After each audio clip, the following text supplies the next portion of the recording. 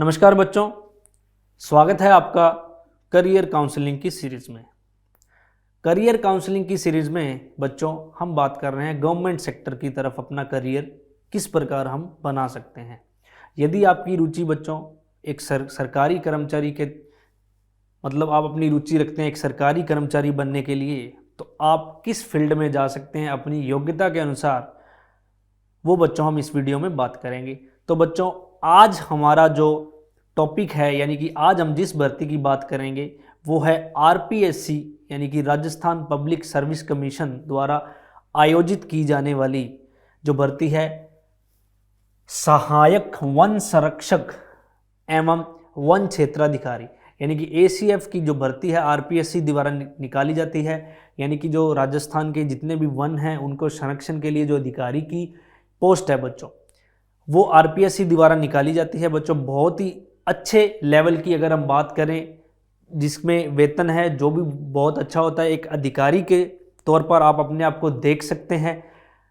तो इस जो पोस्ट है सहायक वन संरक्षक एवं वन क्षेत्राधिकारी, इसमें आपको क्या योग्यता होनी चाहिए, क्या आयु होनी चाहिए, इसका क्या एग्जाम पैटर्न होता है बच्चों, इसका क्या सिलेबस है, उस पर हम बात करेंगे। तो चलिए जानते हैं। तो बच्चों राजस्थान लोक सेवा आयोग द्वारा आयोजित सहायक वन संरक्षक एवं वन क्षेत्राधिकारी के पद हेतु योग्य उम्मीदवारों के लिए परीक्षा आयोजित करवाई जाती है। बच्चों ये जो एग्ज़ाम कंडक्ट करवाता है वो आरपीएससी बोर्ड करवाता है, ठीक है।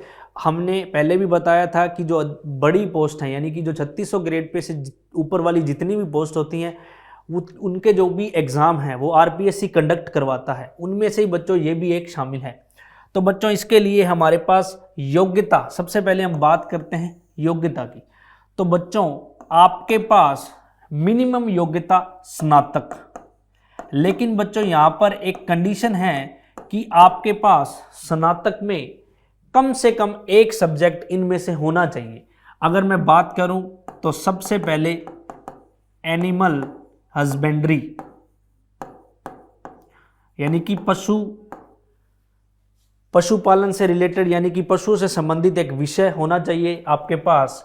और एक होता है बच्चों हमारे पास वेटनरी साइंस, ये भी बच्चों जंतुओं से यानी कि पशुओं से जो संबंधित है, एक ये भी आपके पास एक ऑप्शनल में एक सब्जेक्ट होना चाहिए। या फिर आपके पास जियोग्राफी में स्नातक में आपके पास जियोग्राफी होनी चाहिए, या फिर आपके पास स्नातक में बायोलॉजी होनी चाहिए।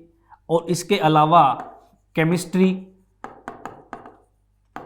केमिस्ट्री होनी चाहिए बच्चों, या फिर आपके पास सांख्यिकी होनी चाहिए और एग्रीकल्चर से संबंधित कोई भी विषय होना चाहिए। तो बच्चों आपके पास इन सब में से और एक बच्चों है हमारे पास एनवायरनमेंट साइंस, पर्यावरण से संबंधित एक विषय है जो आपके पास स्नातक में यानी होना चाहिए। यानी कि इन सब में से एक्सेट्रा कोई और भी हो सकते हैं बच्चों, 2-4 यानी कि एक्सेट्रा अगर बात करें इन सब में से हमारे पास कम से कम स्नातक में एक सब्जेक्ट ऑप्शनल में होना चाहिए। इसके अलावा बच्चों यदि आपके पास ये नहीं है तो या तो आपकी जो स्नातक है वो अगर एग्रीकल्चर में है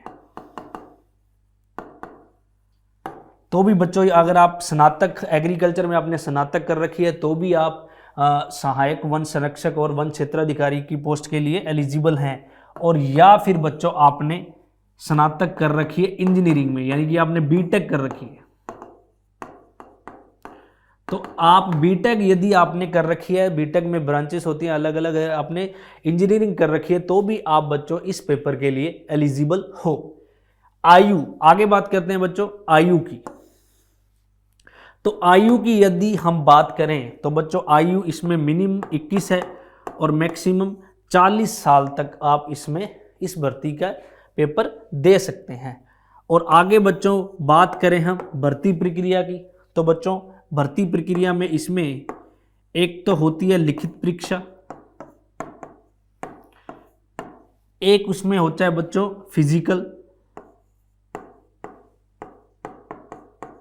फिजिकल बच्चों इनका क्वालिफाइंग नेचर का होता है, और एक होता है साक्षात्कार यानी इंटरव्यू।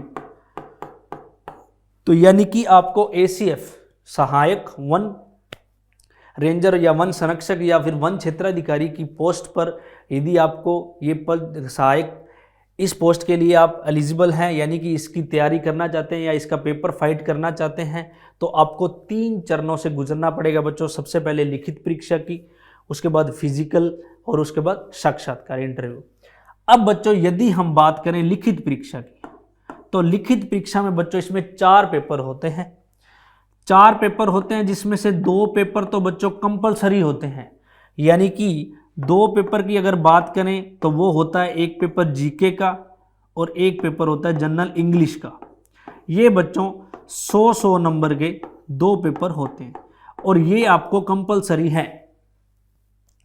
उसके अलावा बच्चों ये 2 पेपर होते हैं 200 नंबर के, लेकिन ये 2 पेपर आपकी चॉइस पर होता है, यानी कि ऑप्शनल सब्जेक्ट होते हैं।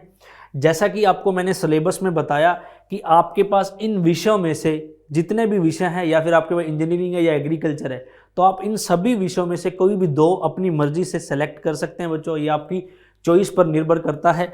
आपके द्वारा जो भी 2 सब्जेक्ट भर्ती प्रक्रिया, यानी कि इसका जो फॉर्म है अप्लाई करते समय आपके पास 2 सब्जेक्ट जो आपके द्वारा चूज किए जाएंगे, वो बच्चों उनका पेपर होगा 200 नंबर का। तो यानी कि ये टोटल जो पेपर होता है बच्चों वो होता है 600 नंबर का, ठीक है। उसके बाद अगर हम बात करें, इन 600 नंबर की कट ऑफ निकलती है। तो बच्चों आगे जो भी बच्चे चयनित होते हैं प्री परीक्षा के बाद, आगे होता है बच्चों फिजिकल। क्या होता है? फिजिकल। तो बच्चों फिजिकल में यदि हम बात करें मेल कैंडिडेट यानी कि पुरुष वर्ग की, तो 25 किलोमीटर एक पैदल यात्रा होती है। इसमें 25 किलोमीटर पैदल चलना होता है, या कैसे भी वो बच्चों चलना होता है आपको 4 घंटे में। और 16 किलोमीटर बच्चों होता है महिला यानी कि फीमेल के लिए, ये भी होता है 4 घंटे। ये बच्चों क्वालिफाइंग नेचर का होता है। मेल कैंडिडेट के लिए 25 किलोमीटर 4 घंटे में, और फीमेल कैंडिडेट के लिए 16 किलोमीटर 4 घंटे में। और उसके बाद बच्चों जो कैंडिडेट फिजिकल को क्लियर करते हैं वो कैंडिडेट आगे इस भर्ती की साक्षात्कार यानी इंटरव्यू के लिए सेलेक्ट होते हैं। और आगे बच्चों जो इंटरव्यू में सेलेक्ट होते हैं वो फाइनल रूप से, अंतिम रूप से जो भर्ती है सहायक वन संरक्षक और वन क्षेत्राधिकारी के रूप में पद ग्रहण कर सकते हैं। तो बच्चों आज की इस वीडियो में हमने आरपीएससी द्वारा आयोजित की जाने वाली जो परीक्षा है सहायक वन संरक्षक और वन क्षेत्राधिकारी, उसकी जो टर्म्स एंड कंडीशन क्या होती है, भर्ती प्रक्रिया क्या होती है, उसमें योग्यता क्या है, उसका एग्ज़ाम प्रोसेस क्या है, ठीक है बच्चों, उसके बारे में जाना।